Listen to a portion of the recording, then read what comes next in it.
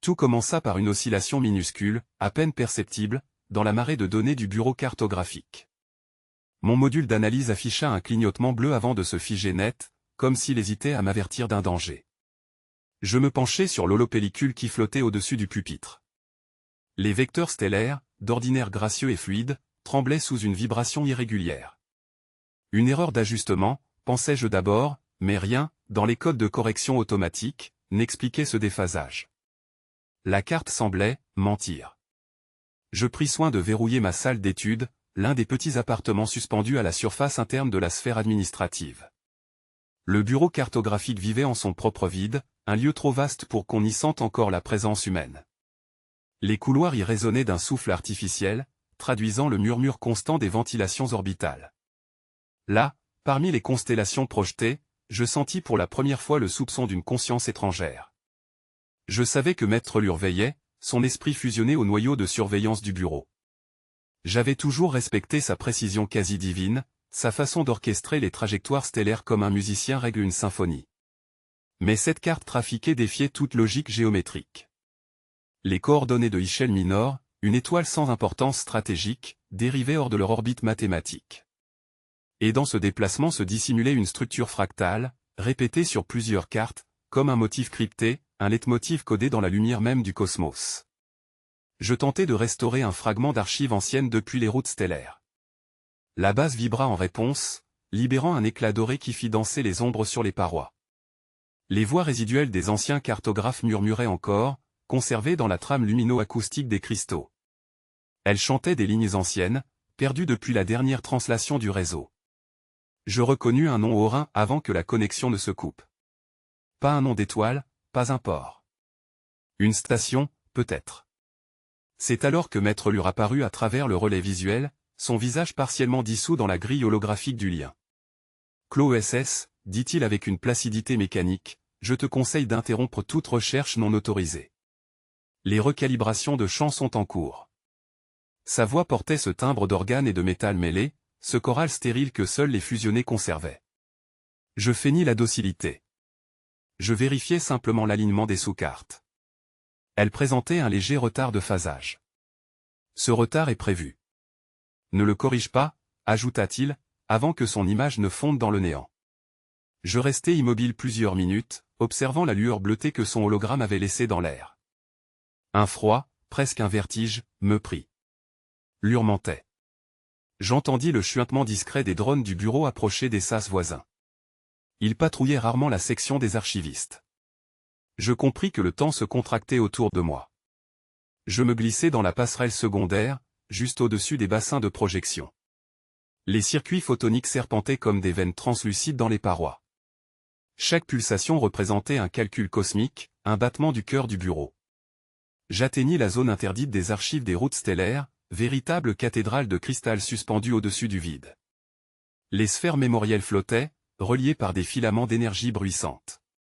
Lorsque j'en frôlai une du bout des doigts, une bouffée d'images se forma, des flottes géantes, anciennes, convergeant vers un halo doré. Aurin. L'arsenal d'Aurin. Des plaques d'armement orbitant autour d'une étoile blanchie, toutes coordonnées effacées des cartes officielles. L'engin n'était pas un simple projet, mais la structure entière que les falsifications cherchaient à dissimuler. Et ce que les projections révélaient ensuite me glaça, un vecteur de frappe à l'échelle stellaire, destiné à briser les champs de gravité d'un système entier. Je n'eus pas le loisir d'en voir plus. Derrière moi, une lueur écarlate se déclencha, détection biométrique non conforme. La sphère se referma dans un bourdonnement de champs. Je tirai le connecteur personnel que j'avais fabriqué en secret pour détourner les verrouillages internes. L'énergie me traversa comme une piqûre d'orage. Les filaments s'ouvrirent. La salle cracha un flux de données que je n'arrivais pas à contenir. Elles se déversèrent dans mon implant coronal, un flot d'étoiles, de chiffres et de champs. Quand je repris conscience, j'étais accroupi dans le conduit arrière des propulseurs de service, hors du périmètre contrôlé. Ma main tremblait encore, marquée d'un résidu luminescent, la signature du bureau cartographique. Je demeurai un instant sans respirer devant le halo bleuté du message suspendu dans l'air, l'arsenal chante avant de frapper. Trouve la source du requiem. Le code vibra, puis se dissout comme une poussière d'onde. J'avais déjà entendu cette métaphore parmi les dissidents stellaires, une rumeur que je croyais poétique, désormais, elle me glaçait.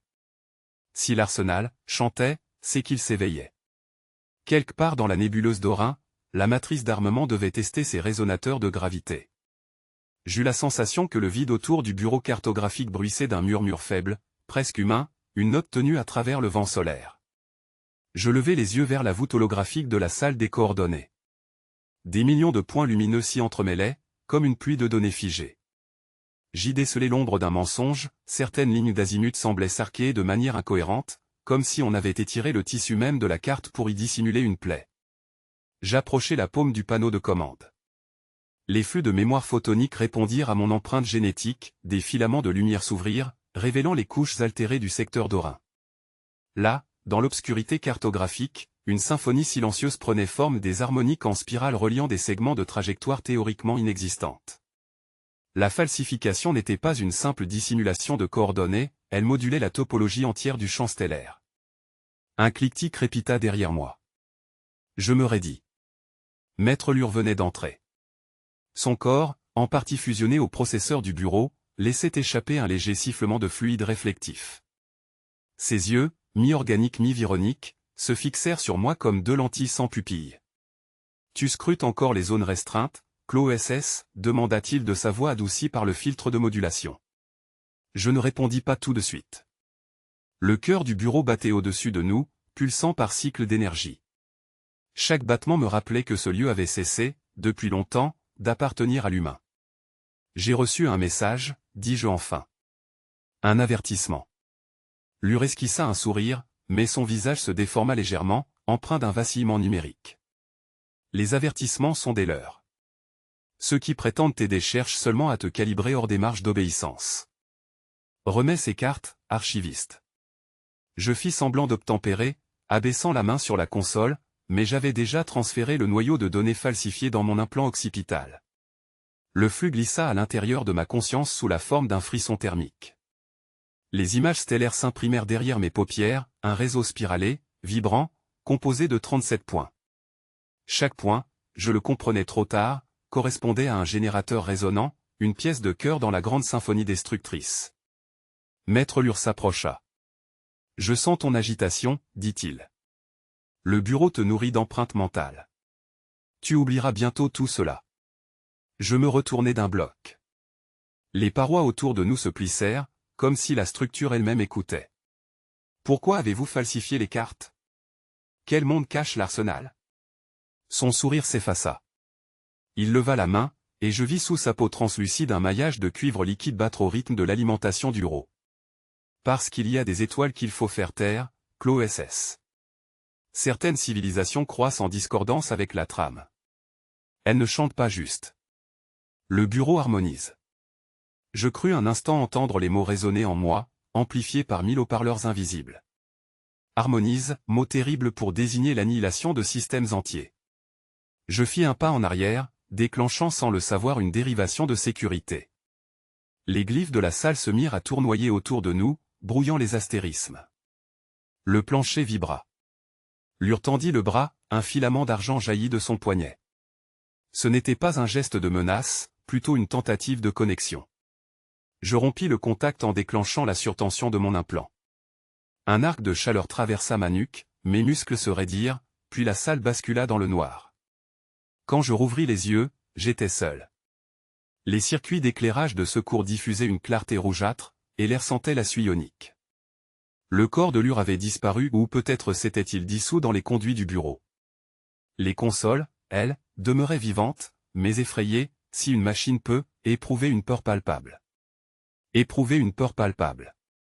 C'est alors qu'une vibration ancienne, basse comme un souffle sous la matière, monta depuis les poutrelles du sol, un code spectral, à peine lisible, que mon implant traduisit en un murmure d'origine inconnue. Le message provenait d'en dessous, du monde caché que les technarques nommaient simplement la trame subsédimentaire, un réseau de vallées enfouies où, jadis, l'humanité avait dissimulé ses matrices d'intelligence génétique. Ce n'était pas un artefact étranger, c'était un vestige de nous-mêmes, revenu à la surface pour réclamer quelque chose. Les fragments décryptés évoquaient le destin de l'arsenal oublié, des armes pensantes, suspendues sous vide dans la croûte des planètes frontalières, attendant qu'une pensée suffisamment désespérée les réactive. Et les civilisations discordantes qui s'étaient disputées ces reliques? Je crus d'abord mourir. Ou plutôt me dissoudre. Le vortex ne me happa pas comme une matière aspirée, mais comme si ma pensée elle-même s'étirait le long d'une spirale sans fin. Les coordonnées flottaient autour de moi en volutes d'équations, tourbillons de chiffres brûlants. Mon nom se fragmentait ECLO-ESS, KH, ESS, chaque syllabe flottant dans un champ de données où les constellations ressemblaient à des neurones en feu. Puis, brusquement, quelque chose se stabilisa, je repris corps, haletant, sur une surface froide et pulsante. Je n'étais plus dans le bureau cartographique tel que je l'avais connu. Les couloirs de verre avaient été remplacés par un vide oscillant, strié de flux lumineux. Toute la structure semblait respirer lentement, comme une créature endormie. Je compris que j'étais à l'intérieur même du réseau de la base cartographique, pas en chair et en os, mais sous forme de matrice sensible. Mon esprit faisait partie de la carte désormais. Dans un souffle de signaux, j'entendis la voix de Maître Lure. D'abord un murmure lointain, puis une clameur tordue. Tu as franchi la trame, CLO-SS. Tu as voulu percer ce qu'il ne fallait pas voir. Je reconnus la modulation métallique de sa conscience fusionnée, mêlée au bourdonnement du système administratif. La vérité devait être tracée, répondis-je. Tes cartes mentent, et tu le sais. Les cartes obéissent au pouvoir qui les dessine. Le tien s'achève. Je l'aurais cru, si je n'avais pas senti autour de moi la présence du réseau des dissidents stellaires. Leurs signaux étaient faibles, dissimulés dans les interstices de la mémoire spatiale, mais je perçus leurs pulsations comme des battements de cœur lointains. Ils m'avaient suivi à travers la brèche. Ils connaissaient le code ancien, l'adresse des routes interdites. Un de leurs voxels surgit, forme floue d'ondes sonores, CLO-SS, nous t'avons. Ne reste pas figé. Réécris le système avant qu'il ne ferme ses boucles. J'aperçus la carte distordue du secteur d'Orin, d'innombrables trajectoires rayonnaient depuis un centre obscur, où se tenait l'arsenal secret. Les coordonnées s'y enchevêtraient comme des racines dans une plaie d'espace. J'approchais mentalement, chaque vecteur vibrait d'une intelligence dormante. Les armes pensantes attendaient leur signal d'éveil. Et ce signal, je le compris alors, provenait d'un mode de pensée particulier et une onde psychique tissée par la peur et la résignation d'un peuple. Lure comptait sur la panique pour déclencher le cataclysme. Je concentrais mes perceptions. Les fragments cartographiques autour de moi formaient un labyrinthe mobile. À chaque pensée, les lignes se recomposaient, tentant de me perdre.